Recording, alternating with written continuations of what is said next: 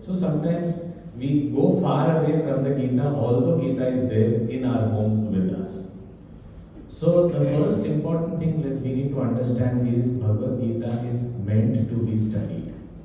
It is an important scripture which guides us to get out of all the conflicts that already exist, not only outside in the world but also within ourselves.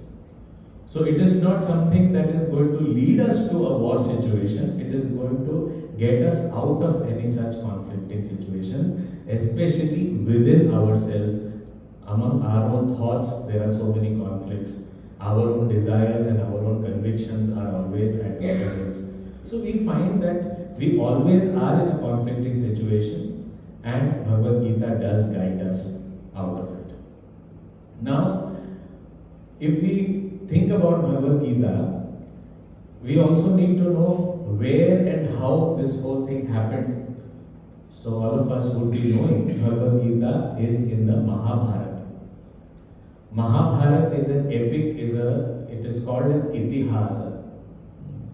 Unfortunately, these days when we translate and when we just read translations, we find that there are words like mythology. Is it Mahabharata? Mythology or mythology, however we may pronounce. So it is not myth. Itihasa, the Sanskrit word for Mahabharata, the word itself means Iti-ha-asa, means thus it happened. We have heard so. It has happened thus. Now we may say that it happened. How do we know it happened? So whenever we study anything, any field of knowledge, it is very important that we study with the help of a valid means of knowledge. Now this valid means of knowledge is a very important understanding to take up any study of any field. For example, I want to study mathematics. Can I study mathematics without logic? Is mathematics possible without logic?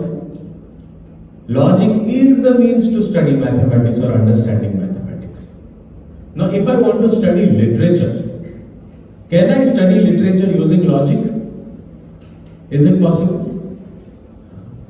A lover, in his emotion, says, I'll go and get the stars for you.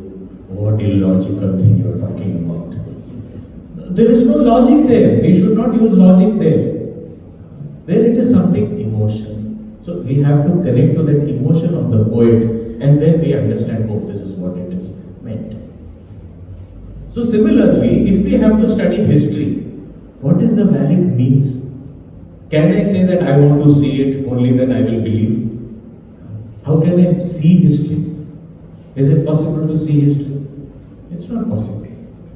So how do I study something that has already happened in the past? So I need to have some documental evidence. Achha. Now documental evidence, who has documented it? So whoever has documented, I need to have faith in that person also. That person doesn't have any ulterior motives. That person has been true to whatever the incidents that have taken place and has been capable of putting them in words so that there is no misrepresentation of the whole thing. There is no miscommunication, there is no exaggeration. So we need to have faith in that person also. Now if we look at Mahabharata as an itihasa or history, who is the person who has documented this history? Bhagavan Vyasa, Rishi Vyasa. When we say Rishi, Puja Gurudev used to have this English translation of Rishi as subjective scientists. A Rishi, who is a Rishi? Whenever we call the word Rishi and if we are familiar with the word, immediately we get long hair, matted locks and then long beard and then sitting under some tree. So we say Rishi. Need not be in that form only. Could be any form. That form is something commonly we have seen in photographs, you may have seen in serials, etc. And therefore we relate to it that way. But they are subjective scientists. Like the scientist working in the external world, a Rishi is working in the internal world. trying to understand that word. So Rishi Vyasa. Vyasa Rishi is also very interesting. He was, his name, if we look at his name, what was his name that was given to him? So we say Vyasa. Now why Vyasa? Because he has communicated the scriptural knowledge in the shortest aphorisms, which is as long as one word, and also has written long epics like Mahabharata, that is 100,000 verses. So he could make something very, very concise and something very, very elaborate. That is why it's called Vyasa. Vyasa means the one who can elaborate. Vyasa. Okay, why Veda Vyasa? He compiled the entire body of the Veda. Now again, we are slowly branching, but we'll come back. Okay, so what is Veda? This knowledge is important so that we arrive at Bhagavad Geeta. So what is Veda? Veda word means knowledge. Vid is the root, Sanskrit root, from which the word Veda comes. So Veda means knowledge. Knowledge of what?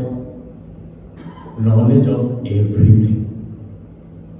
Not just the internal world, knowledge of everything, even in the external world. All fields of knowledge. That is called Veda. Anything that one can know now, of the past, of the future, everything put together. Astronomy, astrology, geology, oceanology, physics, chemistry, biology, everything put together. Mathematics, algebra, geometry, everything. So Veda has all these things. Yes, Veda has all this knowledge and also has the spiritual knowledge, the knowledge of myself. So all this knowledge, the body of knowledge is Veda. Okay, who wrote Veda? Did Veda Vyasa write Veda? No. Veda Vyasa did not write Vedas. Veda was the revelation that came to these subjective scientists, these rishis, when they were in tune with the totality. We all know the story of Archimedes, the Archimedes principle, the principle of buoyancy. We know his story very well. Eureka, Eureka, he ran out from his bathtub announcing that I found it, I found it. So that moment of discovery. So we do understand, even in recent history we have examples where such kind of revelation takes place. Only that in the ancient times, our rishis, these revelations used to take place way more frequently because they were more tuned to these principles. And these revealed bodies of knowledge, it was with the rishis, and they used to communicate in whatever way possible to their disciples, and the disciples used to pass on the knowledge. They used to verify by experience, and then they used to pass it on. So this was the parampara, the lineage of Guru Shishya. So this is what has been continuing. Now in this parampara, at one point, there was no writing, there was no note taking, there was no printing, there was no books, nothing. It was all heard knowledge, stored in the buddhi and passed on. So as time passed, the capacity of human beings of remembering decreased. How do you say it decreased? Now we are experiencing that. Earlier, before cell phones, did we not remember phone numbers? We used to have a phone diary, but once or twice you write or read that and then you remember. So we used to remember so many phone numbers. Now we don't even know our own number. If somebody asks, we have to check just a minute, I will call you. You will get the number.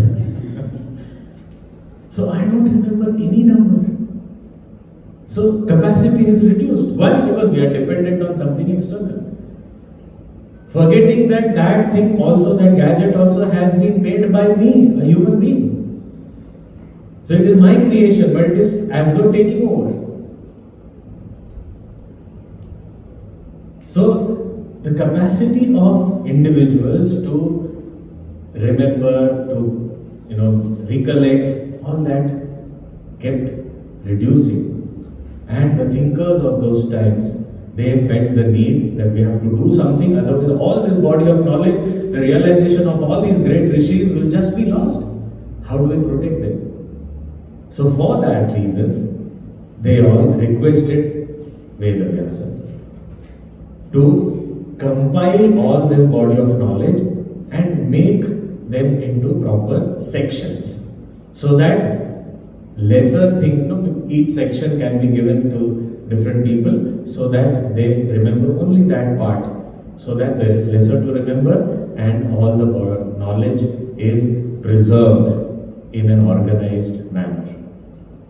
It was very difficult because it was not like today's day. If we have to do, okay, I go to different libraries, collect books, and then I put them together and say, okay, this book I compile together, and then no, there were no books. There was no external data. It was all here.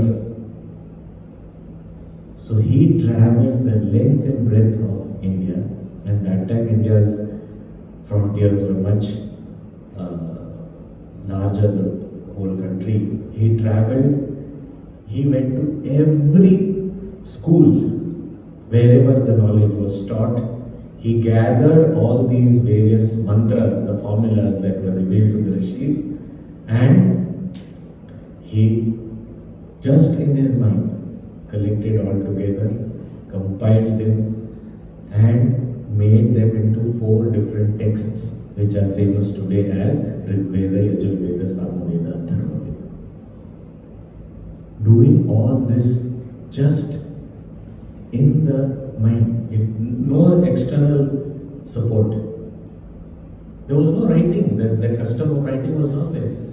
Now today, if we are given 20 things and say, okay, classify them into categories, we will need a pen and a paper, or we will need something physical. Okay, these things here, these things here. We need some space. Here, everything happening. This was Veda Vyasa. So he compiled the Veda. That is why he is called Veda Vyasa. He was born on an island. Island is called Dvipa in Sanskrit. So therefore he was called as Dvaipayana. He has many names. He was dark in complexion. So he was called Krishna. So all these names were his attributes. Krishna, Dvaipayana, Vyasa. Veda Vyasa. So he is not considered to be just a normal human being. He was an incarnation of the Lord himself. Because no human being could have achieved what he achieved. Such Veda Vyasa. When he saw this entire Mahabharata, the story that we read today or we have come across today, that entire experience after that, he had a lot of pain. This entire dynasty, there was so much of destruction. It was a huge civil war. At the end of it, he was inspired, I should write this down. I should document this. This piece of history cannot be left to be forgotten. It has to be documented. Why? Because when we have something that has happened in the past, if we do not draw our lessons from that, we may repeat our mistakes and we may never learn something good. So something has already happened, so it inspires us to do something better and also warns us, protects us from repeating mistakes. So this is what Veda Vyasa was inspired to do. He decided to document the entire history. So he was himself there, a witness to all these events. And that is why in Mahabharata, time and again we find that Vyasa comes, Vyasa said this. He himself is writing. How is he writing himself? Because he was there. So all this he has experienced, he has gone through, and then he has documented this whole thing. Now even here in the process of documentation, he needed to write down, and this was a big story, so many characters. You can imagine the main family that we are talking about. Pandavas, 5 brothers, and Kauravas, 100 brothers. So 105 names in the immediate family. And after that, so many other relatives. Just imagine what is the magnitude, what is the scope of this whole story. And somebody has to write, and that too in metrical verses. Because those days the composition used to be in poetry. So Vyasa did not start that, okay, I will compose 1 lakh verses. No, he did not say that. Let me start. But I need somebody to write it down. A scribe. He wanted to find someone who can actually do this job. So after a lot of thought, finally he requested Lord Ganesha, Buddhi Devata. He requested Lord Ganesha, he agreed. But Lord Ganesha said, look, my time is very precious. So I have a condition. Okay, what is the condition? That I should not be waiting for you to dictate. I will not wait. If you stop dictating, I will put my pen down and go away. I will stop writing. Vyasa said, if you have a condition, I can also have a condition. Let's have a mutual agreement. Okay? So what is your condition? So he said, Vyasa said, to Lord Ganesha, who is the Lord of the intellect, Buddhi Devata, he said, you should not write anything without understanding. Ganesha said, okay, accepted. So they started. Now Vyasa used to dictate, and at some point when he needed a break, he used to compose some words and dictate it. And Lord Ganesha used to think for a while. Who? The Lord of the intellect used to think for a while. Okay, it's overall meaning, superficial meaning is very easy, word meaning is easy, but there is some depth. So he wanted to digest that, and some time he took. In the meanwhile, Vyasa went, he took a bath, had his breakfast, came back, okay, let's proceed. Then when he needed a break again, another verse. So they say, in that entire 100,000 verses, there are about 600, 700, maybe 800 verses where Lord Ganesha stopped. Now, which are those verses, nobody knows. So no one in the world can claim that they have understood Mahabharata. Because even Lord Ganesha took time to understand. So how can we claim that we have understood? So that's the greatness of this epic Mahabharata. And it is said, Yanna Bharate Tanna Bharate. Means that which is not there in Mahabharata is not there in the world. Means every possible situation, every possible decision, every possible relationship, everything is there in Mahabharata. Good, bad, ugly, everything is there. So there is nothing in the world which is not there in Mahabharata. So that is such a comprehensive text. And that is why it has the status of Dharma Shastra in our knowledge system. So Dharma Shastra means that which guides us in the field of action. What should I do? What is the right thing? At what time? For whom? So So it is a complete guideline. And in this Mahabharata, the jewel, like if Mahabharata is a garland, so in the garland, a necklace, and the necklace there's a pendant. That pendant is Bhagavad Gita.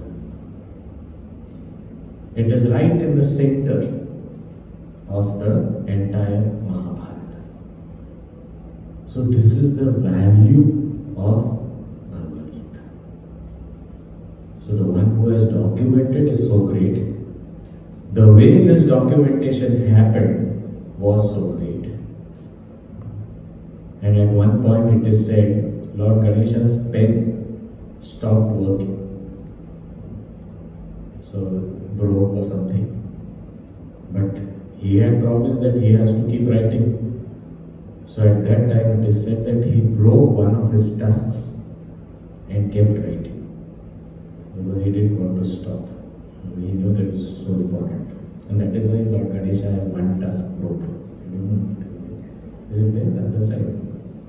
The right side has a broken tusk. Short. Yeah. So he used it to write this great topic.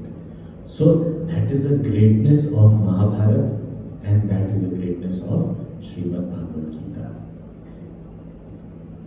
Now this Bhagavad Gita, which is the jewel of Mahabharata, in that also we find this in our scriptures. The beauty of the scriptures is it is always presented in form of a dialogue. Always there is a dialogue between teacher and student. The entire Mahabharata also, although it was documented by Vyasa, but it was taught to one of Vyasa's Shishyas, one of his disciples, who then narrated the entire Mahabharata to the grandson of Arjuna. It's not the great grandson of Arjuna, sorry.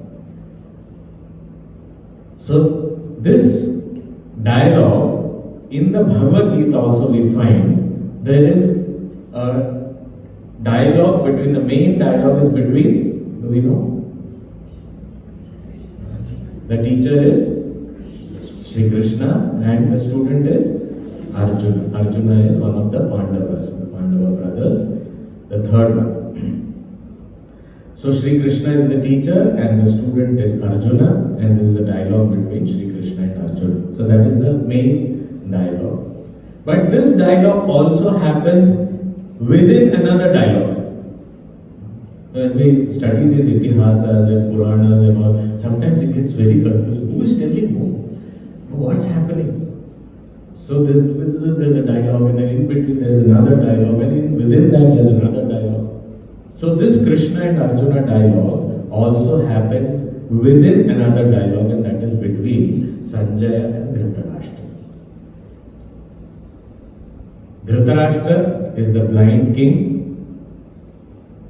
His story also is very interesting and important for us to understand Bhagavad Gita. Each one involved is very important for us to understand. Dhritarashtra, since birth, he was blind. And when this ability to see itself is not there, you can't take a leadership role. It becomes difficult to lead such a huge nation. So they were, the elders of the family decided to hand over the kingdom to his younger brother, who was Pandu.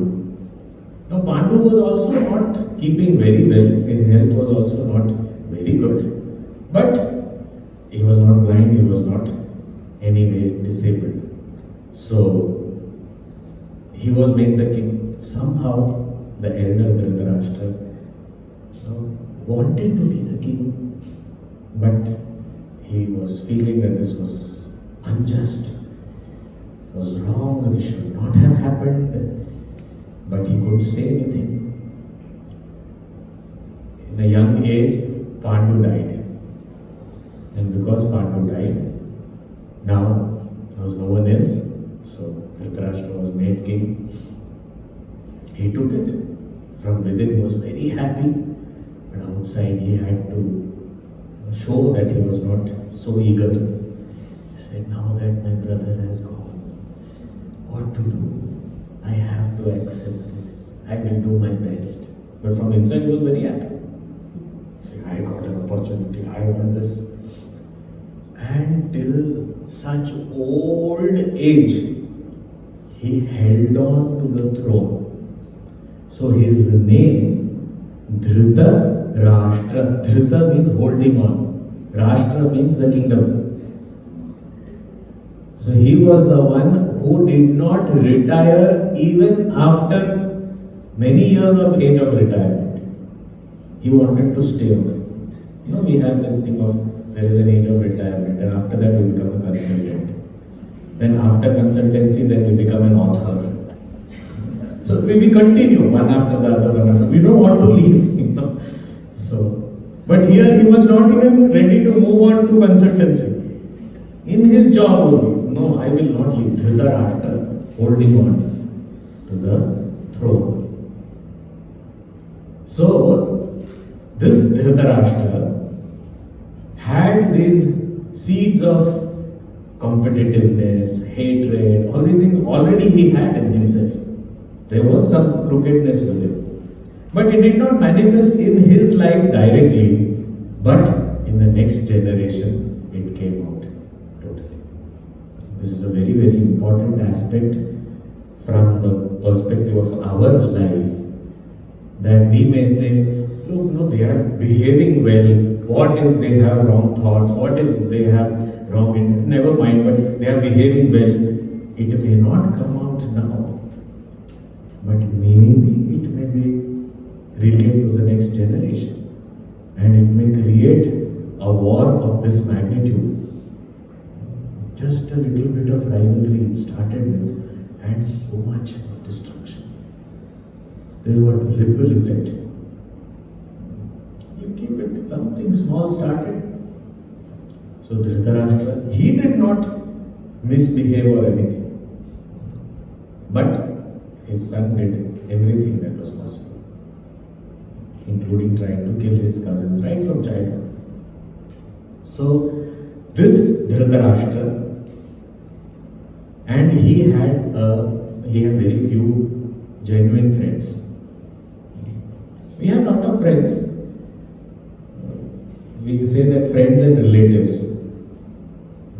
We have to say friends and relatives. Means what? They are different. Relatives may not be friends. So friends and relatives. Sometimes we have to say real friends. Real friends means there are friends who are just for the sake of. So whenever Guruji used to say that the word relative also is very interesting. That he says richness is relative. Means what? When you are rich, you have many relatives. So when there are good times, you have many friends. But as soon as your times are bad, people leave. But only the real friends stay on. So here, Dhritarashtra also did not have many real friends, well-wishers. But he had a few of those, and they were really good people. One was Vidura, his own brother. He was the prime minister, and he used to counsel him all the time. He was a well-wisher. He never wanted to please him. He was a well-wisher. Bhishmacharya was there. He was a well-wisher. And another well-wisher, another good friend of his was Sanjaya. Sanjaya was like a personal assistant to Dhritarashtra. He was his driver also. He was his secretary also. He was his friend also, a companion also. So he has spent a lot of time with Dhritarashtra. So these two people, they have a very beautiful bond and communication channel that has been created over the years. So So the conversation between them is very interesting. Dhritarashtra could understand even the unspoken words of Sanjaya. And Sanjaya knew what words to choose to communicate to Dhritarashtra. And whenever Dhritarashtra said something, Sanjaya could understand the import of it. This is a very important point when we see in the very first chapter. There are lots of verses that Sanjaya speaks to Dhritarashtra, and that's when we understand the import of each and every word that he chooses. Very beautiful. So this is one conversation between Dhritarashtra and Sanjaya. Now there is a story around this also, why this conversation happened and when this happened. Vyasa, he was a divine incarnation. Vyasa he had all powers to grant whatever he wanted. He came to Dhritarashtra and said, all your life you have not seen, you have been blind. But I can grant you vision, because this is going to be a historic war. Do you want to see? Now Dhritarashtra knew very well what was going to happen in the war. He knew it right from the beginning. That's why he said, I can't see my sons dying. Means he knew very well that this is going to be the outcome. Yet he did not stop it. He was the king. King had the power to stop. King had the power to decide that okay, half of the kingdom I give to Pandavas. Actually, Pandavas were the rightful heirs of the kingdom, but still okay, never mind. Okay, half of the kingdom. But he could not. He was so attached to his son. Knowing very well that his sons are going to be killed in that war, he said, I cannot see them die. But, although I don't want to see, but I don't mind listening to the commentary.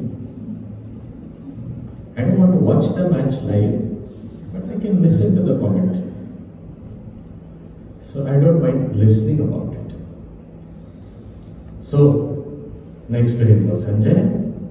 So Vyasa said, okay, I will grant this divine vision to Sanjaya. He can see the entire battlefield and the happenings therein, and he can report to you. Is that okay? Dhritarashtra was very happy by the choice, and Sanjaya got this divine vision granted by Vyasa. And about this, he is talking about in the 18th chapter, and he is feeling grateful that it was grace of Bhagavan Vyasa because of which I got to listen to the entire Bhagavad Gita. Because he was the only one who listened to it live other than Arjuna. And this divine vision was not only to see people, not only in the range of our eyesight, the normal eyesight, but this was divine vision to see things in far off places, because the magnitude of the battle was huge. We will see that. Huge. And in that huge battlefield, so many soldiers, so many great warriors, he could see every detail of whatever is happening on any part of the battlefield. That was his divine vision. Not just that, he could even listen to the conversations happening in distances. Otherwise, what did he grant? Anybody sitting there, sitting in a balcony and watching a match, it is possible, you can see what's happening. But every detail. And now with advancement in modern science, we know all this is possible. When we watch a cricket match, don't we hear what the wicketkeeper says to the bowler? There is a mic in the wickets, so you can hear what he says. Can we not hear sitting far away, watching on the TV set, what the wicketkeeper is telling the bowler in another country, another city? Is it not possible?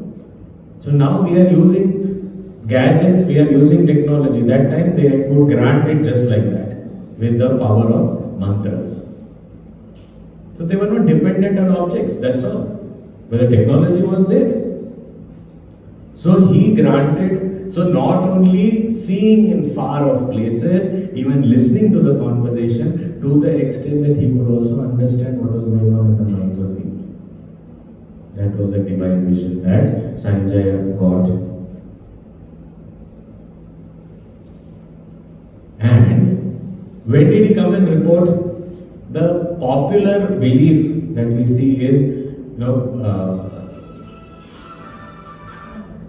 the popular belief we see is that we have, Sanjaya is sitting next to Dhritarashtra and he is looking there. Maharaj, now this is happening, now this is happening. So that was not the case. Actually, he was with the armies, camping with the armies there near the battlefield in Kurukshetra, which is near Delhi in India. So he was camping there, and the 10th day of the war,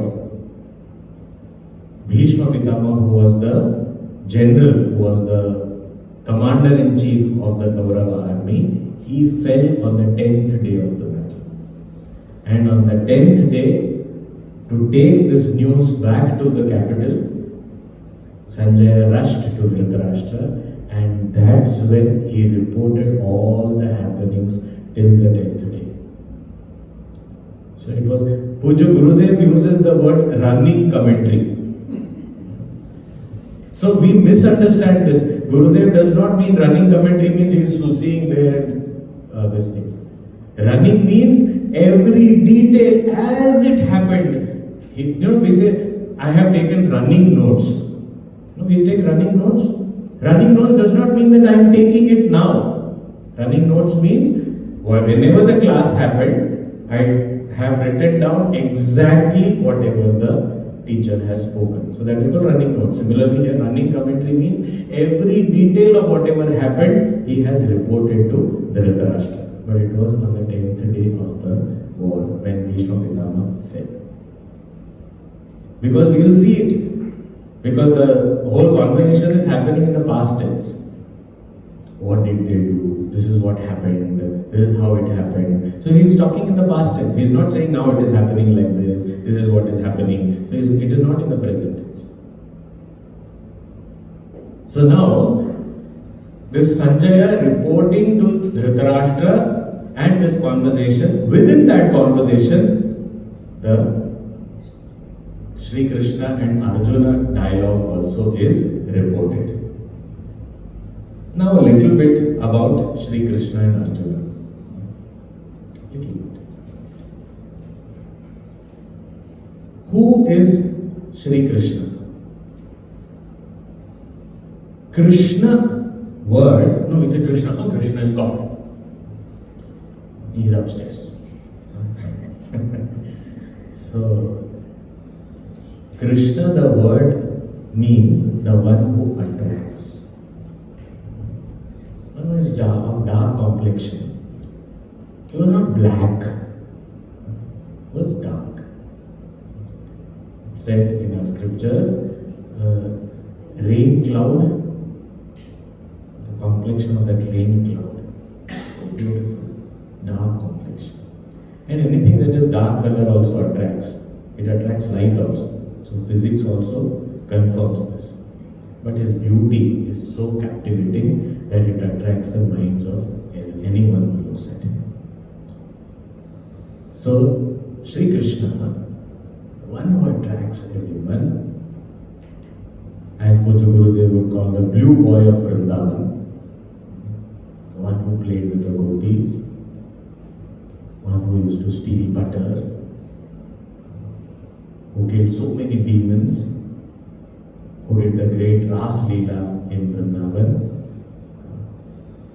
That Krishna is not meant by the Krishna of Bhagavad Geeta. Oh, we thought it is the same Krishna. It is the same Krishna.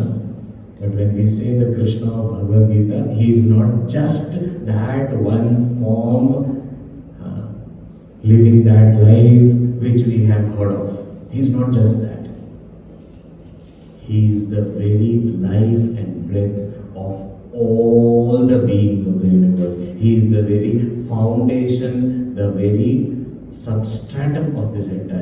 Krishna.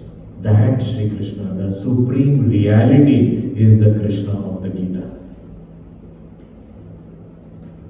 So this Bhagavad Gita is spoken by, taught by the one who is the indweller of all the beings.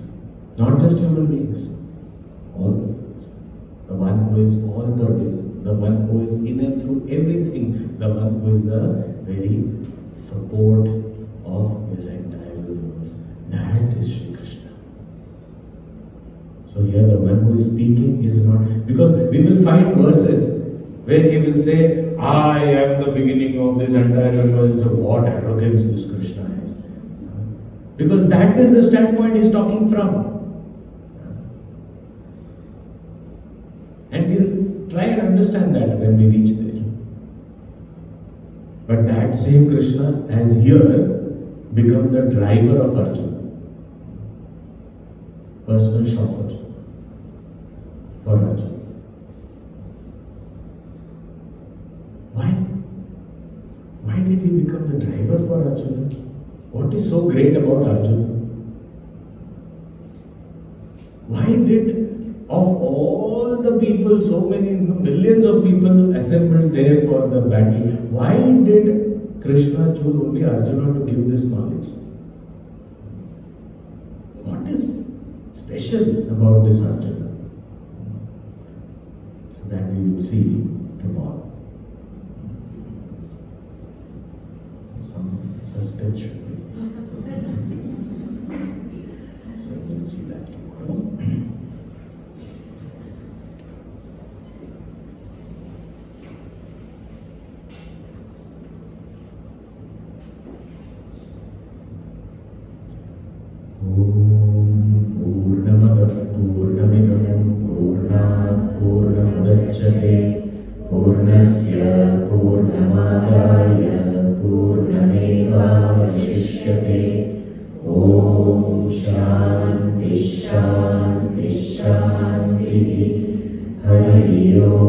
Shri